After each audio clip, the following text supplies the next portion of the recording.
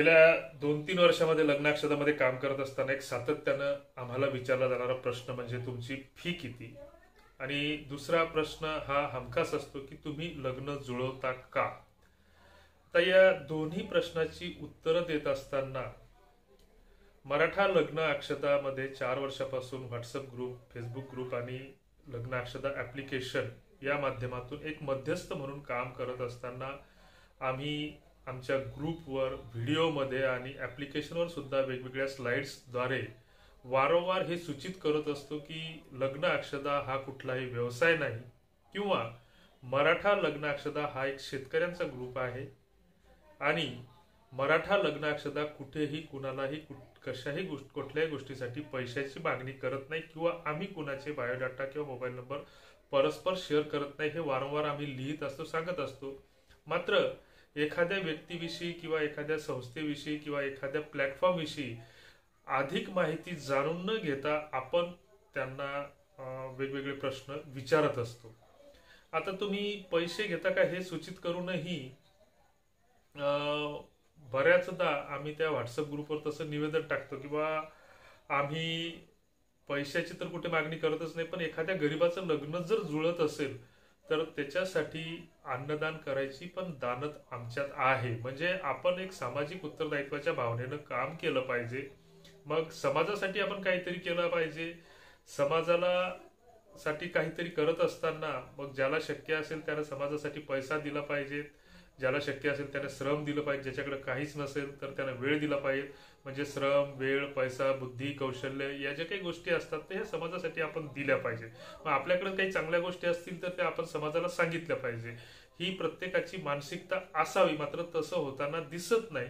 आणि एकीकडे लग्न जुळत नाहीत ही गोष्ट समोर येत असताना या गोष्टीचा गैरफायदा घेऊन फसवणूक करणारे अनेक तत्व या माध्यमातून पुढे येत आहेत.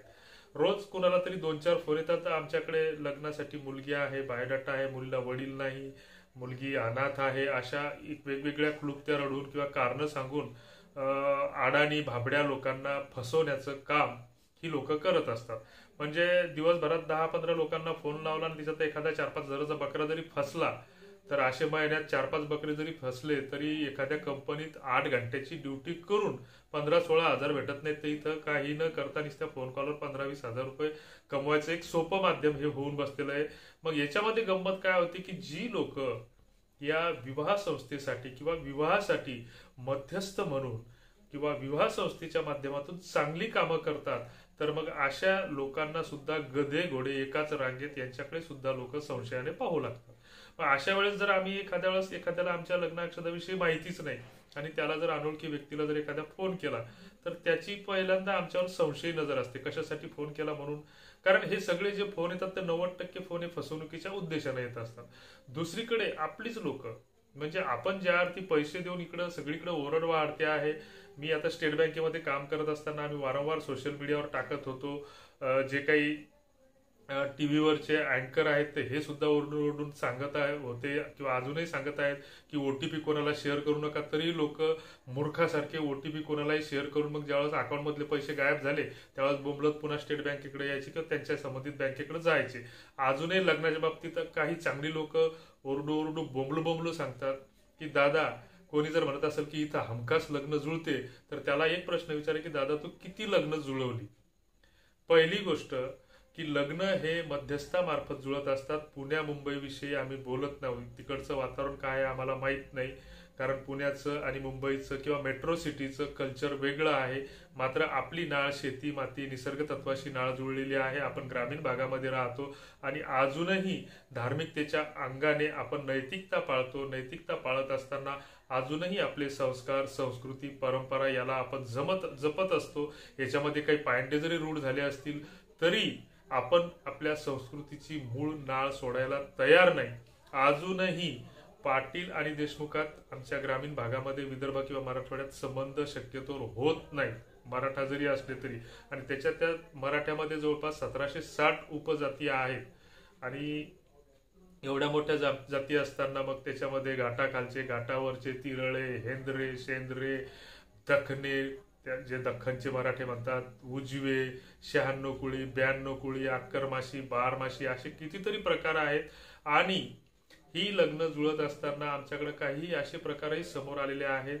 महाराष्ट्रातला एक प्रकार आमच्याकडे म्हणजे प्रकरण हाताबाहेर गेलेलं प्रकरण असं आलं होतं की लग्न जुळलं, साक्षगंधही झाला, दोघांनी एकमेकांना अंगठ्याही दिल्या, एकमेकांना मोबाईल नंबर मुला मुलींचे शेअर झाले, त्यांचं व्हॉट्सअप चॅटिंग सुरू झालं, मुलगा मुलगी खूप समोर गेले चॅटिंग करता करताना.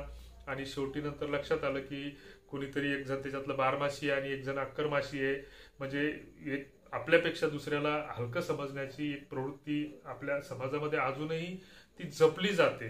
सो आपण आपल्याला पाटील, मी जर पाटील असेल तर मी स्वतःला श्रेष्ठ समजतो, तो समोरचा जर देशमुख असेल तर तो स्वतःला श्रेष्ठ समजतो. ते म्हणतात आमच्यापेक्षा ते हलकेत, ते म्हणतात आमच्यापेक्षा ते हलकेत. ह्या अशा भानगडी अजूनही ग्रामीण भागामध्ये सुरू आहेत. आणि मग अशा स्थितीमध्ये झालेली लग्न सुद्धा या हलके भारीपणावरून मोडतात. आता याच्यामध्ये थोडी लग्न जुळत नाहीत म्हणून बऱ्याच गोष्टीची सरमिसळ होत आहे. मात्र ही सरमिसळ होत असताना ही सरसकट सरमिसळ झाली असा याचा अर्थ होत नाही.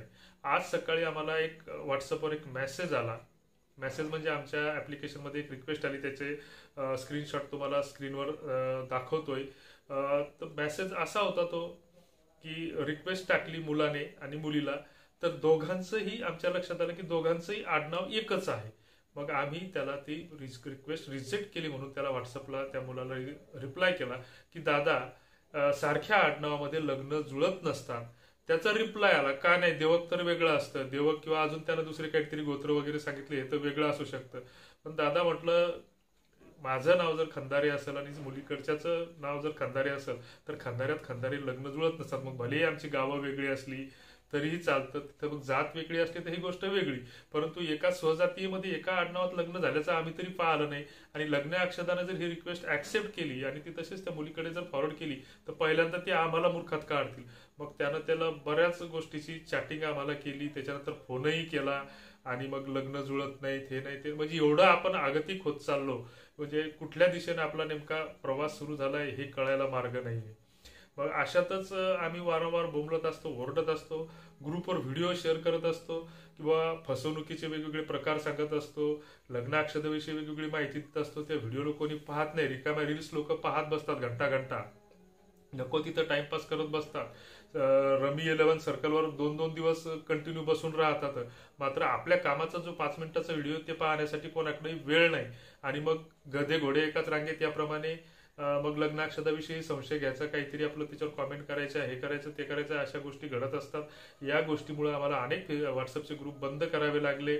आणि शेवटी जे काही आमचे खुले मोबाईल नंबर होते या लग्नाक्षदाच्या प्लॅटफॉर्मवर त्याच्यावर आम्हाला रेस्ट्रिक्शन्स हाईड करावे लागले आणि निवेदन टाकावं लागतं वारंवार की आम्ही कुणालाही बायोडाटा शेअर करत नाही किंवा मोबाईल नंबर शेअर करत नाही. तर हे आपण जर प्रत्येकानं जर हा विचार केला की मी माझ्या समाजासाठी, माझ्या लग्नासाठी, माझ्या नातेवाईकांच्या लग्नासाठी मध्यस्थ म्हणून काम करेल आणि रोज जरी एका माणसाला जरी आपण लग्नाच्या हिशोबाने फोन लावला किंवा एक बायोडाटा जरी शेअर केला तर बरीच लग्न जुळायला मदत होईल. आणि ह्या विवाह संस्थेचं जे काही बाजारीकरण झालेलं आहे, कोणी कोणाला फसवतं, तसं हे कुठंतरी थांबल.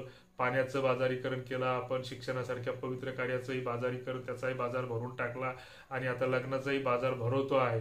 टीव्हीवर त्या विवाह संस्थेच्या जाहिराती येतात.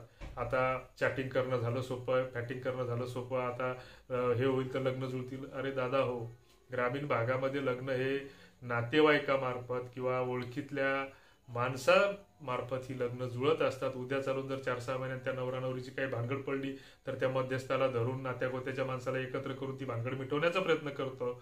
आणि विवाह संस्थेच्या माध्यमातून जर ही लग्न जुळली, उद्या त्या नवरा नवरीची भानगड पडली तर उद्या कोणाला तुम्ही मध्यस्थ घालता? ती विवाह संस्थेवाले म्हणतील आम्ही 5,000 रुपये घेऊन मोकळं झालं, तुमचं आम्ही लग्न लावून दिलं किंवा हे केलं, आता याला जबाबदार कोण? तर एकमेकांसाठी मध्यस्थ म्हणून पुढे या. दलाल म्हणून दलाली करायची असते तर दलालीसाठी भरपूर जागा आहेत. नागपूरला आहे, आमच्या पुण्याला आहे, तिथं जाऊन दलाली करा, सोपं येते. ही दलाली लग्नासारख्या पवित्र कार्याला दलाली कशाला खायची? असं बोलण्यासारखे भरपूर विषय आहेत. तुर्तास आमचं चॅनल सबस्क्राईब नसेल केलं तर ते करायला हरकत नसावी, आवडलं नसेल तर डिलीट करायला हरकत नसावी. प्ले स्टोरला जाऊन मराठा लग्नाक्षदा हे ॲप जर डाउनलोड केलं नसेल तर ते डाउनलोड करा, पहा. नाही आवडलं तर रिमूव्ह करून टाका, काही अडचण नाही. खाली डिस्क्रिप्शनमध्ये व्हॉट्सअप ग्रुपच्या लिंक आहेत, त्या जॉईन करा. फक्त व्हॉट्सअप ग्रुपवर बायोडाटा व्यतिरिक्त आलतू फालतू कुठलेही मेसेज टाकू नका. अशा लोकांना आम्ही सन्मानाचा नारळ देत असतो. तुर्तास धन्यवाद. जय जिजाऊ, जय महाराष्ट्र. माझा परिचय गजानन खंदारे, कार्यकारी संस्थापक मराठा लग्न अक्षता. हे प्लॅटफॉर्म आम्ही गेल्या 4 वर्षापासून रन करतोय. तुर्तास धन्यवाद.